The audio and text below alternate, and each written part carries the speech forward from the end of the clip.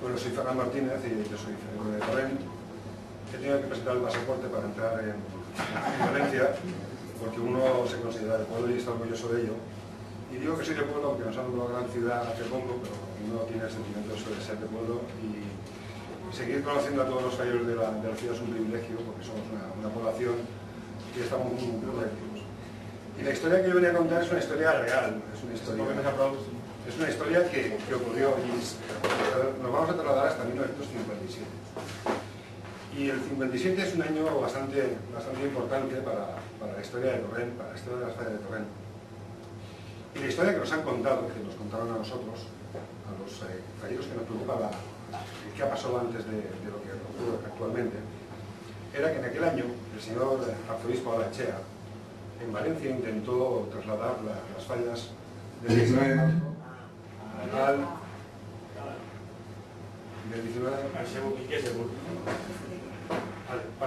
del 19 de marzo y proponía a Valencia que se trasladara al 1 de mayo. En Valencia capital no se consiguió trasladar la fecha de las fallas, pero en Torrent, que somos muy beatos en mi pueblo, por eso nos llaman el Vaticano de Horta, no consiguieron trasladarlo, pero sí que consiguieron que se hiciese una prohibición de los bailes durante la celebración de las fallas.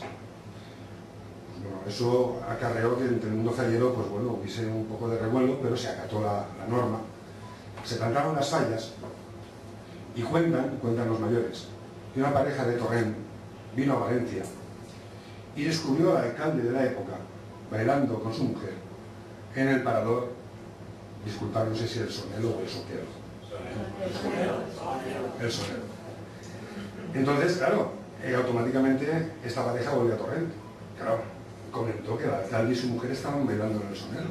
Claro, los falleros alborotados, ¿cómo es posible que nos hayan prohibido a nosotros el baile y el alcalde esté con su mujer bailando? Automáticamente corrió por la noticia como la pólvora entre las 6 comisiones que había entonces. Era el primer año que se formaba la Junta Local Fallera en Torrent y 6 comisiones se plantaban falla. Automáticamente, desde todas las barriadas de Torrent empezó la gente a salir, que cómo era posible que en Valencia estuviese el alcalde bailando y en Torrent se hubiese prohibido. Total, que desde el Poble Nou, que era la barriada más humilde, empezaron a salir todos los falleros y decidieron que como las fallas eran suyas, las fallas no se acababan y que se iban a tumbar. Y falla por falla fueron tumbándolas, destrozándolas, tirándolas abajo para que no se celebrase la crema de San José. Claro, cuando se llevó al centro del pueblo, aquello era un guirigay. Entonces, el teniente alcalde de la época, con la Guardia Civil ya tomando Torrent, dicen que tomó la decisión de que se encendiesen todas las luces de la población y que saliesen todos los bares. ¿Qué fama tenemos ya los falleros en aquella época?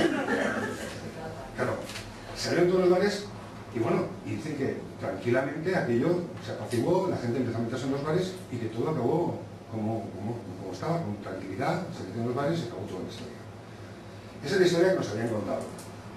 Claro, cuando tiras de la lengua a la gente que vivió la época, mi buen amigo Sento Beguer, hijo del cronista Vicente Beguer, que es justamente el nombre de mi falla, le preguntaba a su padre: papá, ¿realmente qué pasó? Y dice: mira, mientras hay gente viva todavía de la época, no vamos a hablar del tema. Con los años le volvió a preguntar: y dice, papá, ¿realmente qué pasó? Y dice: bueno, ya se han muerto, ¿para qué vamos a hablar del tema? Entonces, se va investigando y la realidad nos dice que ni el alcalde estaba en Valencia bailando con su mujer, porque aunque no se ha dicho oficialmente, sí que se ha comprobado o se intuye que el alcalde por aquella época se estaba en colonias comprando madera para su negocio familiar, que ni la Guardia Civil tomó la decisión de tomar los bares, sino que realmente hubieron cargas.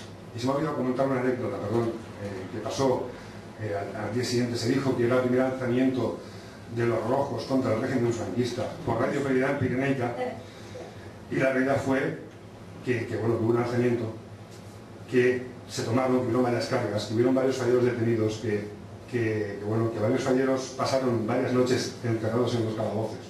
Y lo que sí que es cierto, y lo que sí que es real, es que a partir del 57, la historia de las fallas en Torrent se queda en blanco.